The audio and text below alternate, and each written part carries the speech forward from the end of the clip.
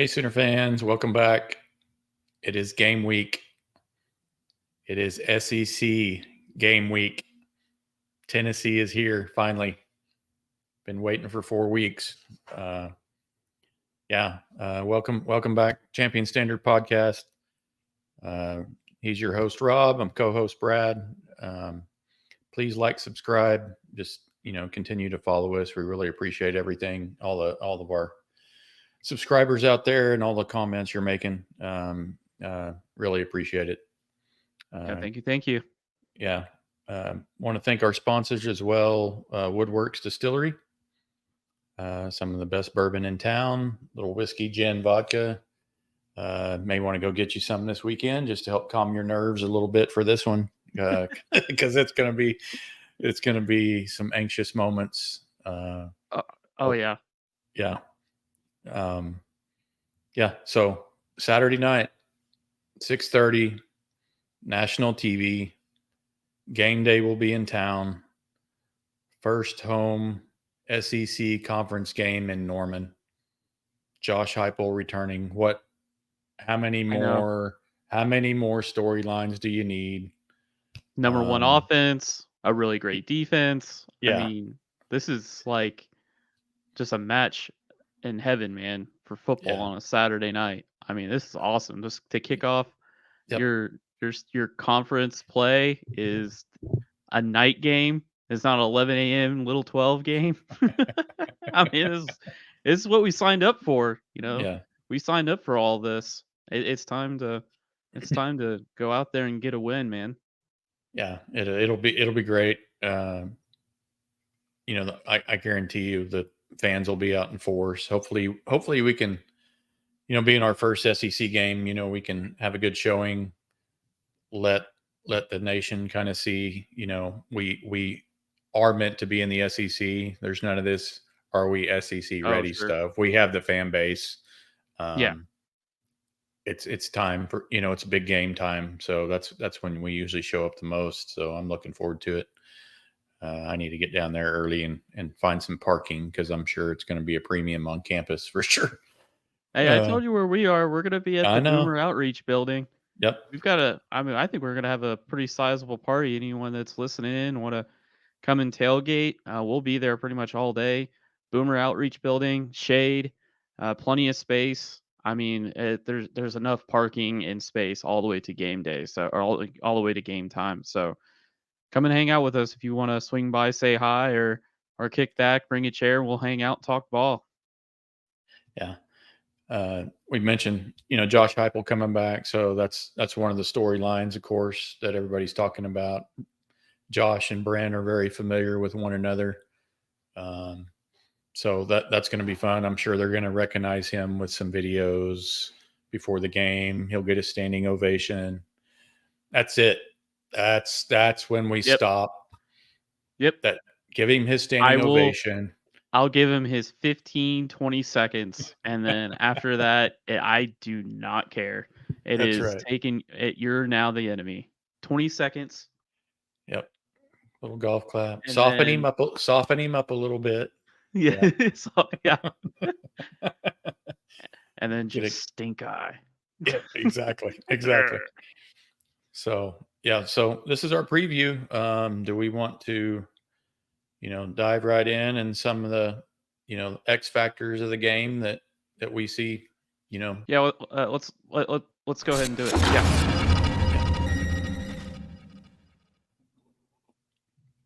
So one of my X factors is on the offensive side of the ball. And of course, I think the obvious thing is here we need to get off to a really fast start and just move the chains effectively. We're going to have to, trade blows with this team back and forth. You already mentioned it. Number one offense, number two defense is coming into town. And that's nationally, folks. That's not SEC. Yeah. That's national rankings. I know it's only game 3, but goodness gracious. So move the chains. I think Luttrell needs to do like a really good job of being able to use some misdirection, some counters, just keep them off balance the whole game. I really don't think we're going to have a lot of success running up the middle, running between the tackles. Yeah. That front four is elite. Maybe the best we're going to see all season. Ooh, man, yeah, Potentially, maybe. they're up there, and They're up there for sure. um, so I think we're going to have to do some misdirection, some counters, and maybe get some plays off to the edge and kind of stretch them out a little bit and make those big guys move more than they're comfortable with. Just keep the defense on their heels, and obviously, I think the big thing is just have production from every room on that side of the ball. I mean, it has to start with the O line. It has to be every position. We've been lucky to have, you know, one or two of those play good in a given week these first few weeks due to injuries and just youth and everything else. I think we just got to be in sync. Receivers, running backs, everything just Yep. needs to be completely in sync. We haven't had that great offensive game yet. I know we put up 51 against Temple, but defense gave us 6 turnovers that game, so that one was a little skewed. Right. So it's time for us to show out on offense. So that's my offensive key to the game. If do you have something you're looking at on that side of the ball? Offensively, I would like to see. We need. We looked at the film last or a few days ago, and one of the thing, we looked through the miscues on offense. We need pre-snap communication. Like Mm, there's got to, and I'm not sure, whether it's Bates and Hoseida and Fabici, Weewoo, all communicating the middle part of that offense, but it just seems like from the backs. I mean, we saw the miscues. There's simple pressures that were being very simple pressures that Tulane was running. They weren't running anything exotic.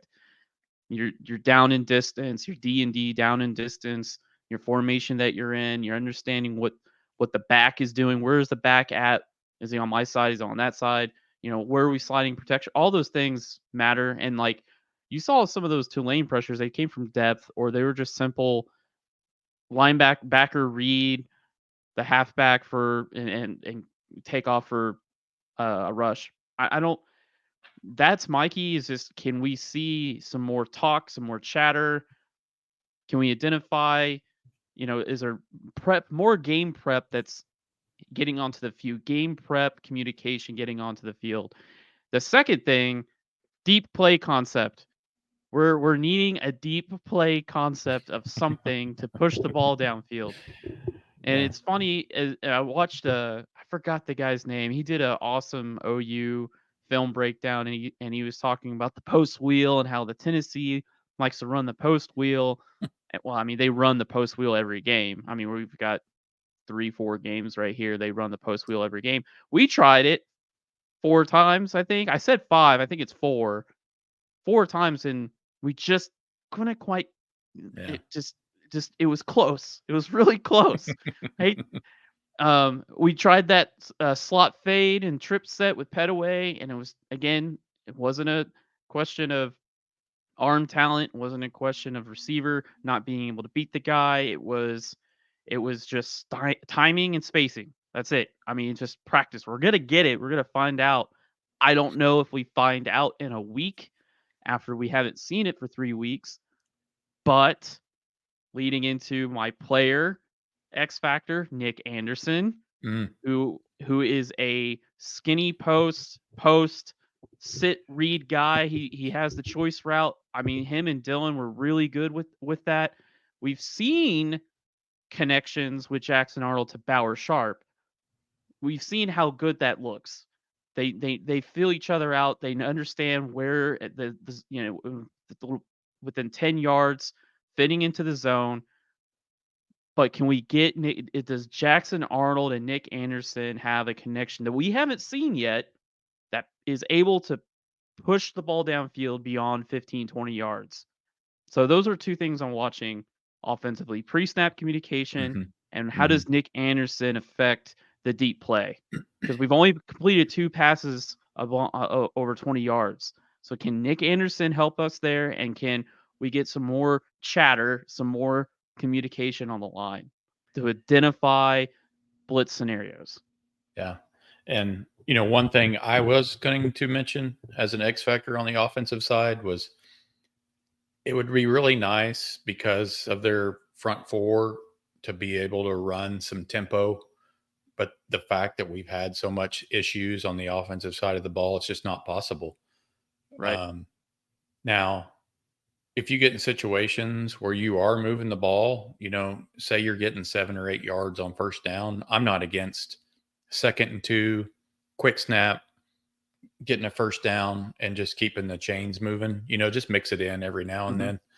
But I don't think we can do that. I don't think we can run tempo at all, for long periods of time during this game. Yeah. But it would certainly catch Tennessee off balance a little bit. So I'm not saying we Yeah. couldn't, but I don't think that's something we need to do early in the game. We kind of need to establish some consistency and just be able to move the ball for a little while before we throw that out there, because you would hate to see a 3 and out, burn a minute and a clock, and kick the ball early in the game. So Right. And this back four, back five of Tennessee is not particularly good. I mean, they played some really bad teams and they have one interception to their name. They have 7 PBUs and 9 stops. We have 7 PBUs, 14 stops, and 4 interceptions. And I feel like we've played better offensive teams and have doubled their production. So they are not quite there on the back half. Can our offense, our weaker part of the team offense, go up against their weaker part of the team defensive back and be productive? And Nick Anderson is a huge piece coming back. If he's healthy, JFA has that connection. I expect them to be able to move the ball because Nick Anderson is a monster. He's a monster. So getting him back, and no one's seen him for 3 weeks. right. Tennessee has to go back to last year and see what kind of stuff they have, but we don't know what Anderson and Latrell. We don't Mm-hmm. know. I mean, that's kind of a little wild card. There is what that knowing that we haven't put a concept on film yet can play into your hands because now you can wait till third quarter and be like, okay, we need this play. Let's run it. We know we can do it with Nick. Boom, we get it. And it surprises the hell out of Tennessee. I Yeah. mean, that's just No, out. It's no, I agree. No, he is. If there is an X factor, you called it. Getting him back is that guy. I was getting ready, and I don't know if you have it available or have seen it yet. I know the injury reports are supposed to be due for the SEC today. yeah, I'm I think trying to it's see right if now they've actually. posted. I don't know if they've posted them yet, but what I was going to say is we're getting Nick back, but I know there was an outside chance Andrell Anthony came back as well, and I haven't heard anything on that. So that would be like an added bonus if that happens as well. I'll, Yeah, I'll try to find I'll try to find it here while we're talking to see if they posted those yet or not. But um, so yeah, I think we've touched on the offense. It's just and you said it. Our weakness is the offensive side of the ball. Their weakness is in their back half. So, do we have the ability to take advantage of that? So we talked about our X factors on offense. So let's move over to the other side of the ball. Um, Defensively, obviously our strength of our team right now. I think that goes without saying. But uh, I think this game we need to find a way to, you know, be uberly aggressive, like whatever we've done the first few games, you know, whether it's blitzing, whatever, that needs to be on steroids this week. We need to bring the pressure, bring the pressure as much as we can and still try to find a way to stay sound in the running lanes and on the back end. yeah, What that means, is everybody's going to have to do their part, and we are, you know, leaving guys on islands and make it, we're susceptible to big plays. So we're going to be dependent on our DBs and our safeties to communicate and make big plays on the back end. I think you have to do that. You have to get, you have to get to the head of the snake, Nico Iamaleava. Eva. Boom. And that's all we're only gonna say his last name one time. So if you want to hear it again, you're gonna have to I think rewind I because got it from here wrong. on, I have no no, idea. I, closer than I did. From here on out, it's I Nico. just call him Nico. So it's Nico from here on out. I'm not pronouncing that again. Um, so yeah, just staying sound in the running lanes and on the back end. Don't allow Nico to have those easy lanes to run in to move the chains. Limit the big chunk plays and just hold Tennessee to field goal attempts. If they get inside our 40, 30-yard line, find a way to make them bring the kicker out. Yeah. That's easier said than done. But I'll be happy to, if they score 3 points, I'm going to consider that a victory on Saturday anytime they're on a drive. Oh, right, for sure.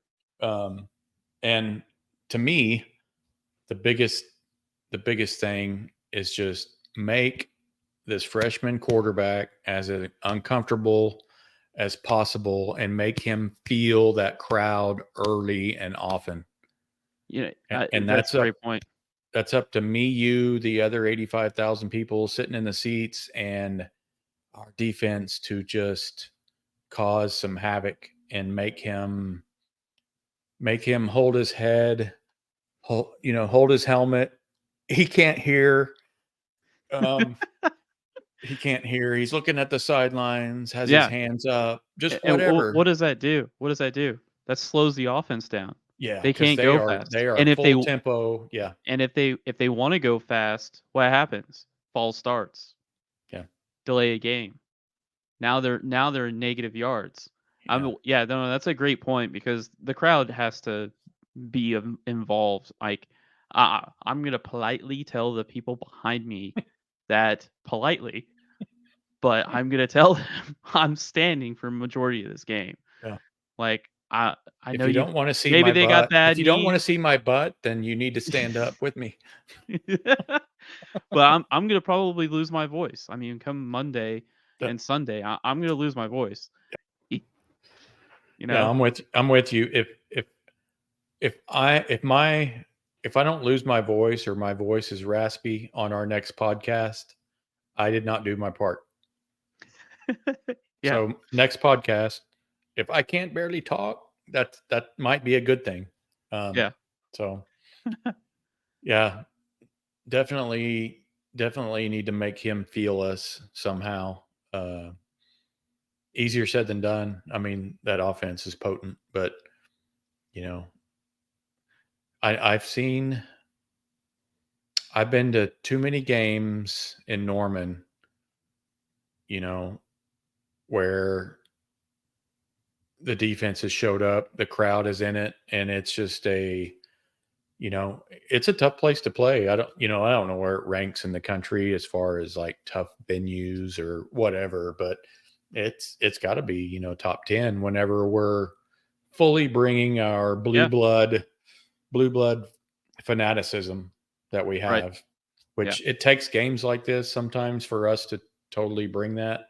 But what better time than now? We just need to show up and yell from the get go and just let things play out from yeah, there. yeah, It's got to be, and hopefully we get down 7 points and all of a sudden it deflates the crowd. Nope, this is not one of those games. We have to keep feeding the team, keep feeding the team.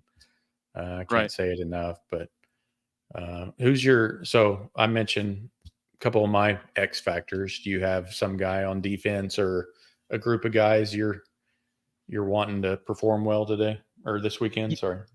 Yeah, I got a player X factor and kind of just um another X factor. I'll start with Kendall Doby. I think Kendall Doby is gonna to have a great game. When you're playing a spread offense like they do, and you've got the Uber splits, and you put a game like you mentioned on islands. Kendall Doby being your nickel, your third corner, being asked to vertically cap Squirrel White, and also blitz, and also tackle well in space. He's my X factor. I saw some people on. Yeah, I saw this great. It was a film breakdown on YouTube. It was really great, but they were looking, and that we had Amasigo play majority of nickel or Woody, and he was sitting there saying, "Oh, you're having a 240-pound linebacker run down the seam and try to cover a receiver. You're gonna get burned." And I'm like, "Dude, you can just throw away the two-lane tape. Like it's meaningless. Like we're not gonna be running that system at all." Mm-mm. Um, Kendall Dolby, you know, winning the space. I call a lot of people call it space force battle, where you're trying to cover as much space because they want to eat as much grass as possible. Having a nickel that you can lock down the inside receiver like a Squirrel White will limit Tennessee's options and moving the ball, especially in like the 10-yard range.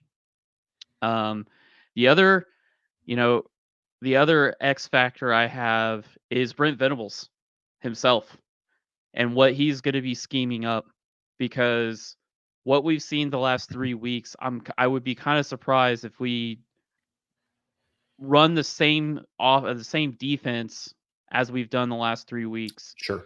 If you look back at Tennessee and the Volunteers and just really any veer and shoot that's played a modern defense, they run odd spacing. We have not ran a lot of odd spacing. We've been running a lot of even front, especially with Temple and Houston. Tulane, we got into some.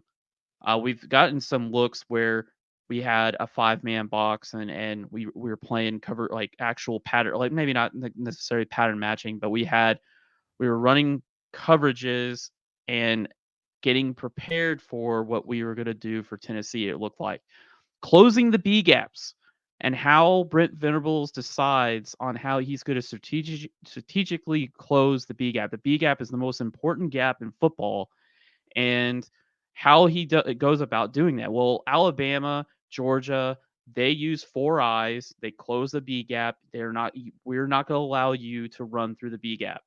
So what is Tennessee's counter with that? That is dart, and that's quarterback power. And years prior, like last year and the year before with Milton was not a great runner. Nico is a much better runner.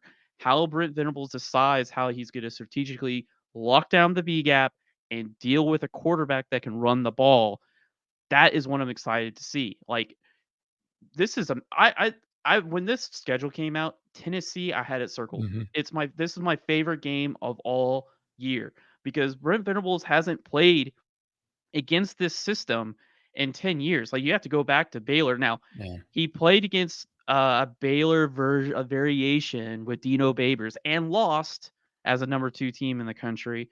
But this is on a whole nother level. We were number 1 total offense and everything.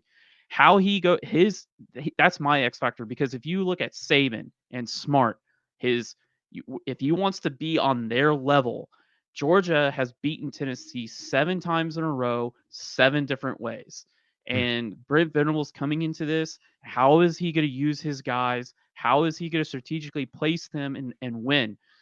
Georgia has done it just the last 2 years has done it differently. They went 5-man pressures and predominantly 5-man pressures. We're going to attack you. We've got a little bit of it. Couldn't get a lot, but 5-man pressures. We're coming after you and we're going to tackle you short, and your drives are going to stall. The year before that, they ran a 3-high safety look. So they had their nickel sit there and travel around like a third safety and was always in the box. So they've done it 2 different ways. So he's seen blueprints on how to do it. He's seen blueprints how not to do it. So what he comes out with this personnel, with his guys, and I think he's got something cooked up, man.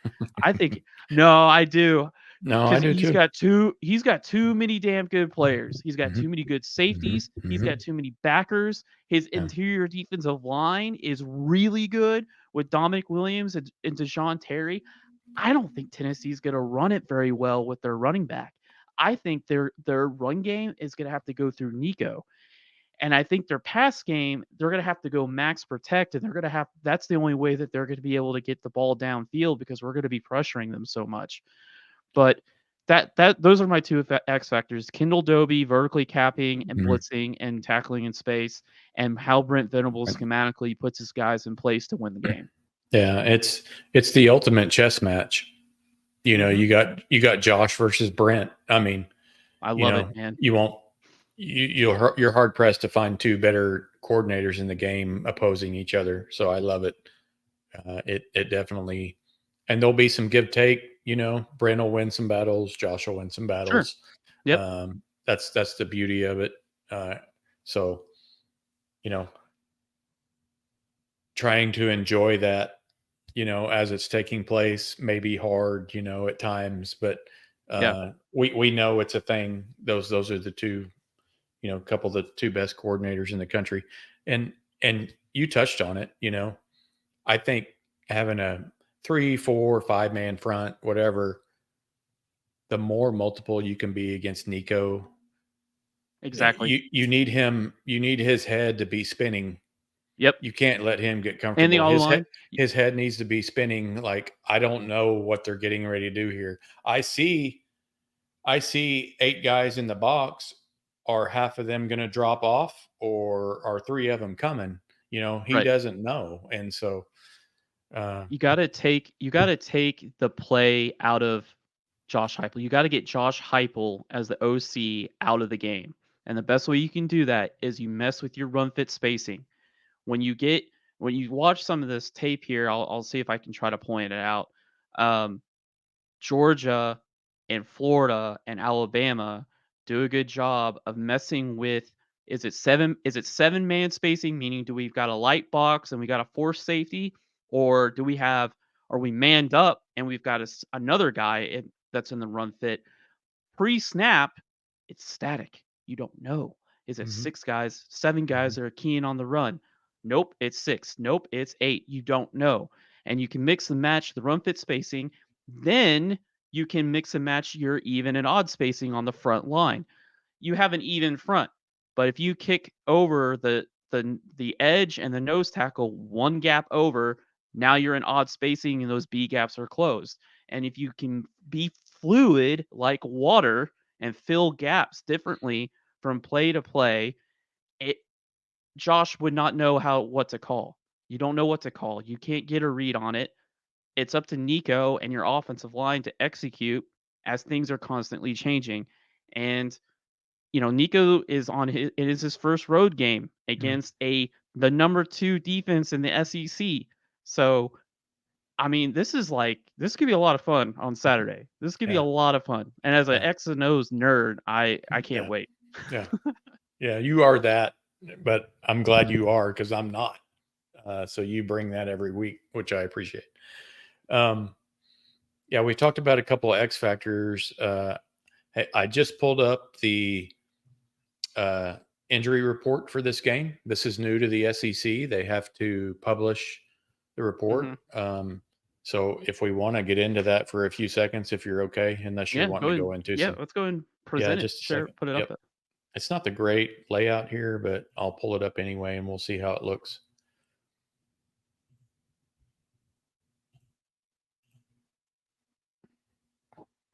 Let me see. Yeah. Let me know if you can see that. It looks a little Yeah, blurry, but go into zoom in. I can zoom in, but it'll cut things off a little bit. Let me do this. You can scroll. We don't have to let's just look at Tennessee first and then we can scroll down. Yeah, the image looks better on my screen, so it's not pulling over. I'm just going to read stuff here that you can't see, but Okay. a couple of things I want to point out. Um, Offensive lineman Lance Hurd is questionable, Interesting. so I'm liking that. Yeah, there's no way I can make this prettier No, than what it is. I apologize. I I see it better. apologize. I see it better.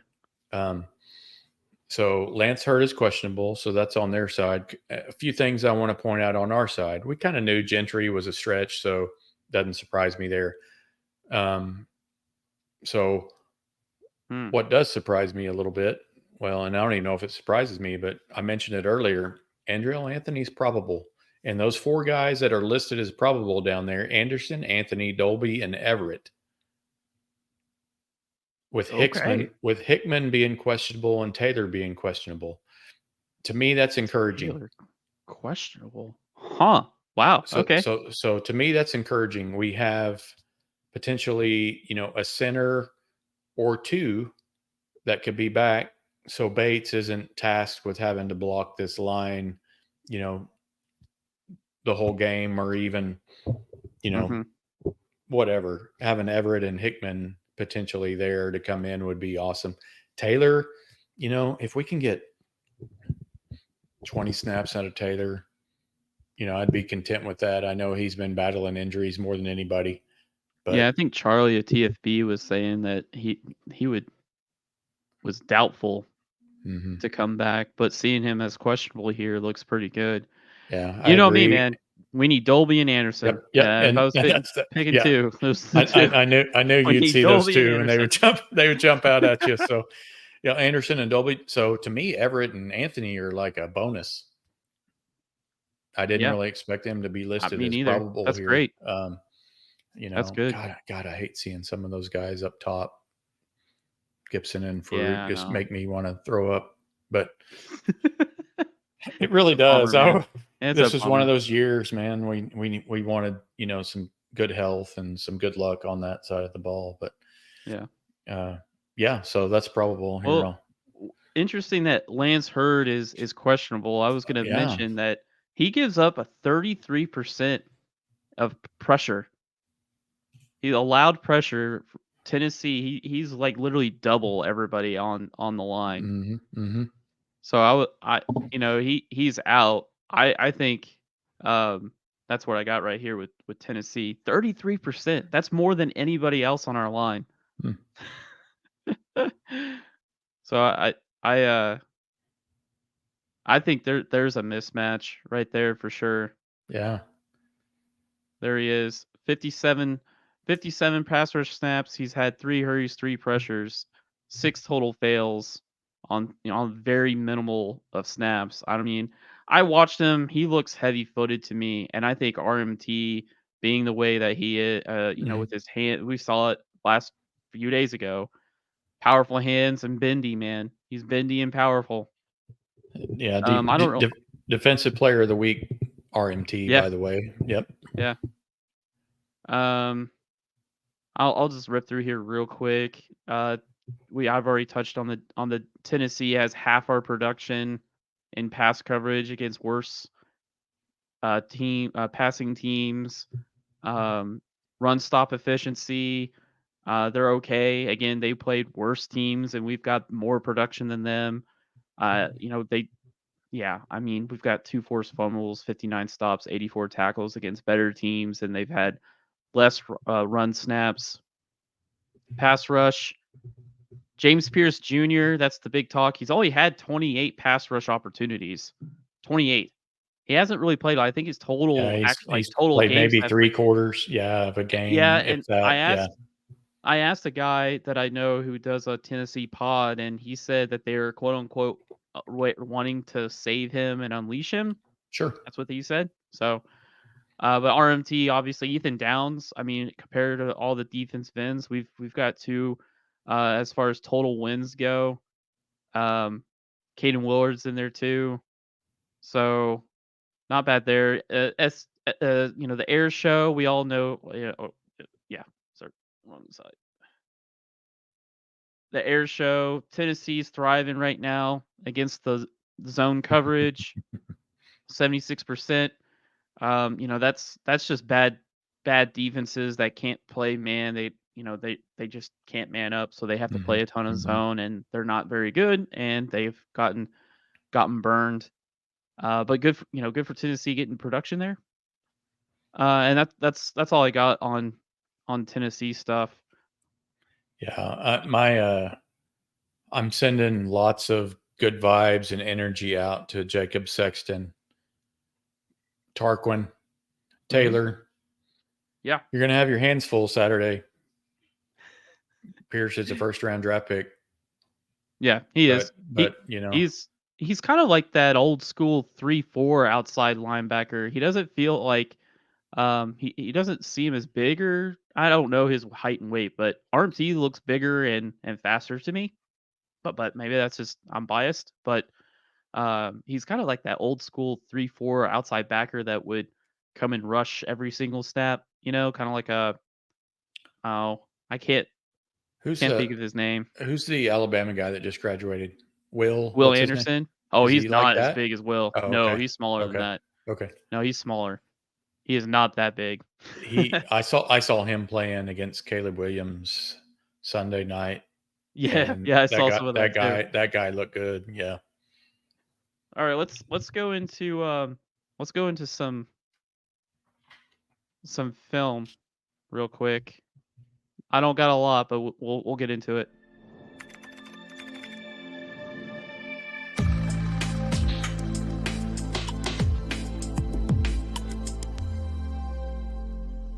Here we go. Yep. Okay, so this is Alabama 2022.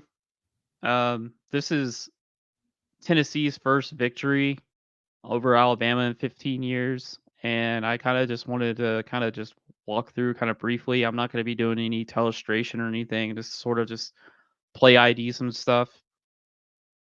So this is just what you say ISO or insert tight end lead. When you're this is probably the staple offensive play. It's one of them.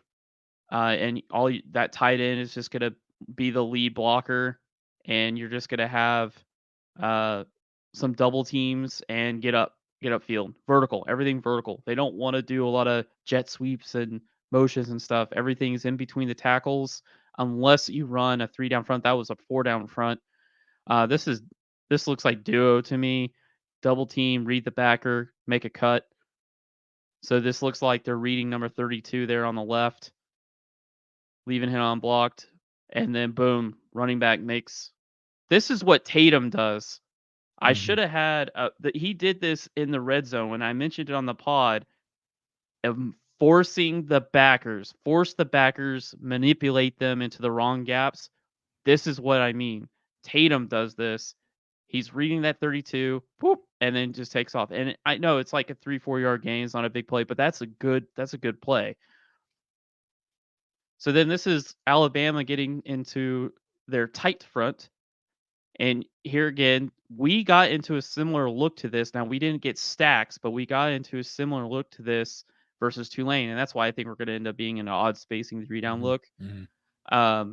Because you shut down those B gaps and you force the run play outside. But the counter to this is this play right here, pulling the backside tackle around, and this is called dart. So they ran this a ton, a ton. I can see the spacing there, and it's kind of scary So you, when you look at it from that view. Yep. So you see, you got both B gaps closed, 58, 76. There's a 4. And then 53 and 70, there's a 4. So those B gaps are closed. What are they going to do? They're going to down block and wash and collapse the B gap, pull the backside tackle.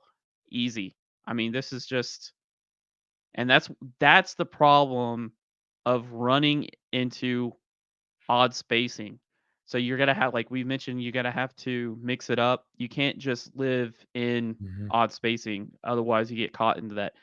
What is different is in 23, again, the 4 losses that Tennessee had were all odd spacing. They were all 3 down fronts. Is that the quarterback run game is an added element, the quarterback power. You can have darts and a running back. So imagine that same play You that mean tackle Nico? comes in. Yes, sorry. No, the back will come. You have the tackle come in lead block, then the running back will go through and block, and you have that extra blocker by the running back and Nico. It's super simple and it's very effective. This is just simple slant plays on the inside receiver. Again, this is all stacks. We're gonna see these looks on Saturday, how we play these stacks. Mhm. How are we going to play this? Are we going to play cover 2? Are we going to play some sort of top hat point? Are we going to play straight man coverage?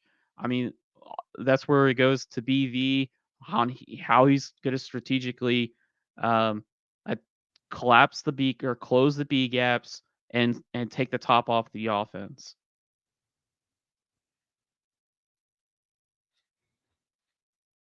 Yeah, they spread the field. I mean, it looks like Levy's offense, of course.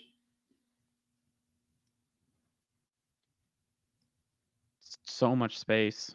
I mean, there's just so much space to cover. You could also call that a bender. Bender sit, post. I think this might be the wheel route. Everybody's like, "Oh, they're gonna run wheel routes."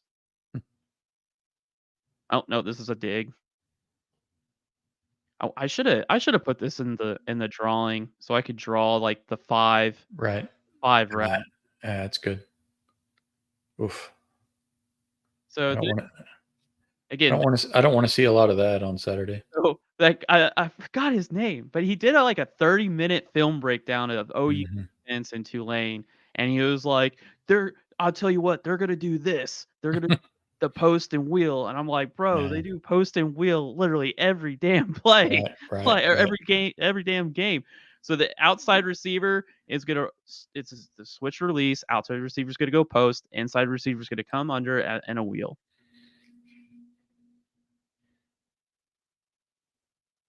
Choo Mm. choo. Yeah.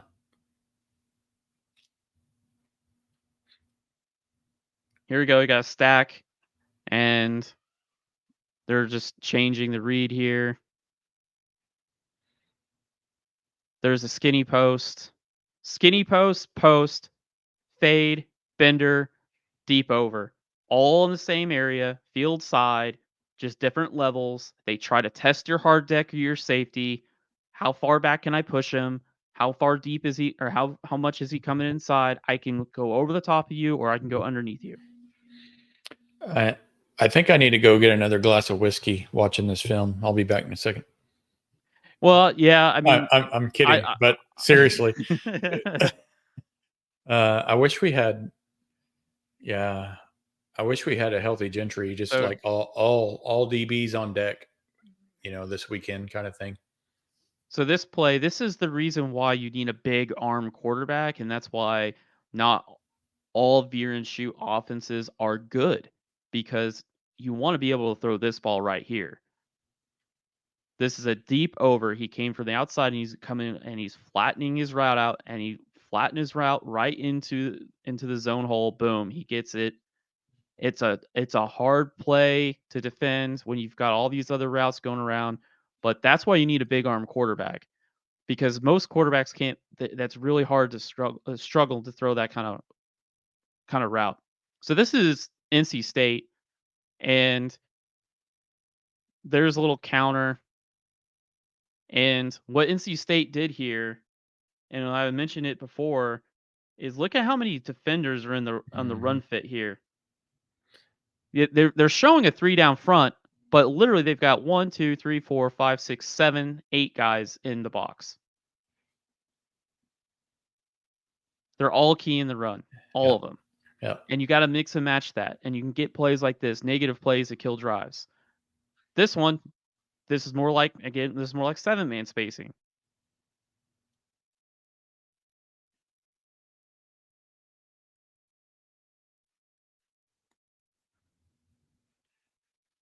Third and 3, max protection, 4-man rush, 5-man rush, missed opportunity by Tennessee. But again, you got to mix and match your hmm pressures. You got to mix and match your run fits. yeah. We talked about it earlier. The ultimate chess match. Here's another 5-man pressure from depth. Squirrel White. Was that Squirrel? That looks like Squirrel. Yeah, That might not be Squirrel. I can't tell. I think it My is. eyes are bad. I Yeah. think the receivers go like 6'5", 6'4", 6'3", and he's like the shortest at 6'3" or something. So this is versus Florida last year, Georgia. and oh, sorry, Georgia. Yeah, thank you. Um, again, this is 5-man pressure. This is what you want. Third and 3, sending pressure, get them to throw it into the no coverage zone, which is within 5 yards. Rally and tackle. 5-man pressure, short throws, get them to commit to it, rally and tackle, get off the field. Another third and 3. This is more like a 6-man pressure. get them the short throws, rally, and tackle. And I thought I had more, but I don't. I ran out No, of time. yeah, no, they're. I mean, there's no way to like. They're explosive. They're one of the best 5 offenses in the country. There's no way to like deny that. Yeah. Uh, all the weapons. Their running back is pretty good. Simpson. He gets overlooked just with Nico and all the receivers they have, but he's done a really good job these first few weeks. Yeah, and I think what we'll end up, seeing is early downs. We're going to be wanting them to run the ball, spill and fill, spill and kill mentality, close the B gaps, rally and tackle. And if we can test how many run fit defenders that we can commit to and add them as we see fit, I think that's probably what ended up happening. But I've already talked. Like, I think Tennessee's going to be super aggressive to start the first Mm-hmm. quarter. I think our defense is going to start the quarter very aggressive. I think it's going to be absolutely bananas on who's going to capture the first touchdown, because that first touchdown is massive. Yep. I think that we can. I'm X's and O's nerd. Does he go 3 high look like Georgia has done? Does he do the 5-man pressures like Georgia did in another year? Does he do a 3-man? Does he how is he going to Yep. manipulate the B gaps, and how is he going to take advantage of his personnel? Is probably is again my X factor. So Right. um, And you mentioned BV. I just like the fact that it's the BV Zach Alley show this year. You got the extra defensive coordinator. yeah, No disrespect to Roof, but I like that there's a 2-headed monster now. There's BV and BV Junior. I like to call him because he's sure, just a yeah, he's a spitting image yeah, of BV. But you could see this game start off. Tennessee gets the ball. They throw a pick six. We run it in. They get the ball back, throw an 80-yard touchdown. yep, I mean, literally, you could see the extremes on both sides. So it's just going to be, man, I want to get out early. I do not. We are not the team that needs to be getting from behind this year. So right. uh, keep it close. Let the crowd get into it. Let's just see how things play out come fourth quarter. Um, and if it's a little bit of give and take, so be it. I just want a good game at this point.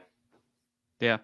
So just to let me go through the rest of my notes here that I got. That I limit screens and short throws with Mm-hmm. adequate cover downs and great tackling. Mix and match passive pressure, which passive pressure is stemming the front, moving from even to odd. That way, you're not sending pressure, but you're moving the alignment. You can easily stem.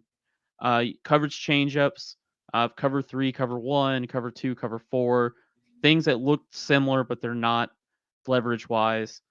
You can be aggressive 5-man pressure and play man on the outs, a man deep, or so there's a stat out there against veer and shoot offenses, your blitz rate. If you blitz more than 40% of the time, more than likely you're going to lose. Because that tells you that you don't have the personnel in the back end to cover, and so you got to blitz in order to cover that. Mm-hmm. So if we're blitzing like every other down, that's probably not good. I mean, NC State was blitzing quite a bit. I should have Are they? looked Yeah. up their blitz rate, but you want to be in that 15-20%. It doesn't mean don't blitz. It just says Right. you should not live by it and die by it. You got to find ways to close the RPO window. Mm-hmm. Some people take an apex safety. They apex the safety out, and he comes down the line of scrimmage and shuts down that window. Sometimes Yep. it's the nickel that's floating around, kind of like what Georgia did with their 3 high. Mm-hmm. He sat there in the high pole and then came down on the RPO window away from the back. Yep. So I like having a Stutzman, a Kip Lewis, an RSJ, a Peyton Bowen to be those guys that come downhill to fill those lanes. Yep. I mean, that's we have some of the best in the country that can do that. So, yeah, I'm with you. If we can't blitz, just what you said, blitzing too much is a recipe for disaster. If we can't blitz, then the second best thing is just filling those run gaps. Yep. Making sure Nico doesn't get 5-6 yards. Right. Right up the middle. So we've talked about how Tennessee counters a light box, that three down linemen, 230 backers, dart power and quarterback power. Those are your basic. I mean, they're staple plays there to counter that.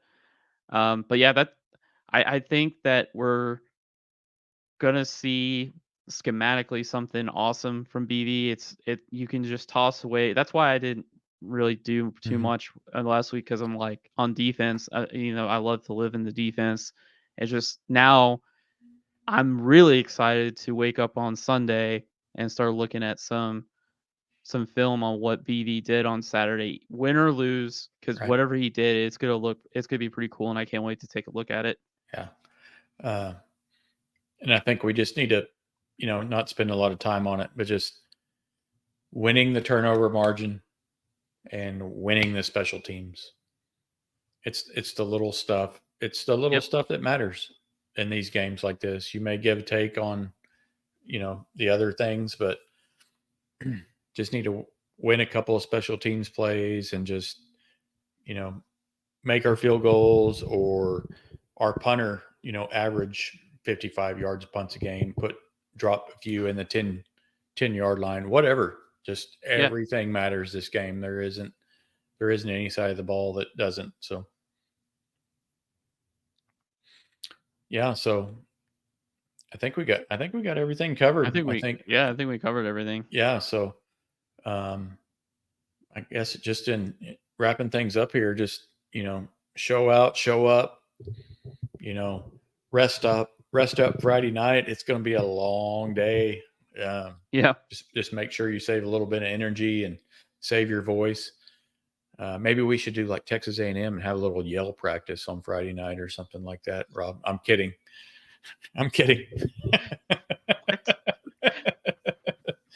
I was like, Yeah. what? So yeah, no, you're like, no, not that team. But I know I haven't. It won't take much for me to lose my voice. I haven't. I can't remember the last time I yelled at a game for quarters at a time. So, um, yeah, I'm looking forward to it. Welcome all the Tennessee fans on campus. Once you step in the stadium, make sure they feel you, just like the quarterback. Uh, if things start going south, let's keep cheering. So, Yep. Yep. yeah, let's wrap it up. Appreciate everybody listening in. Please follow us, like, subscribe. Hope to see a lot of you at the game. You can find Rob at the tailgate or Just look just for the ambulance. Look for the ambulance at Boomer Outreach Building yeah. and the loud music. Be sure you clarify there. Looking for the My ambulance. my loud music Yep. and the ambulance at Boomer Outreach Building. Come by and Yep. say hi. Excellent. Yep. All right, everybody. Hope to see you at the game Saturday. Until then, Boomer Sooner. See you next time.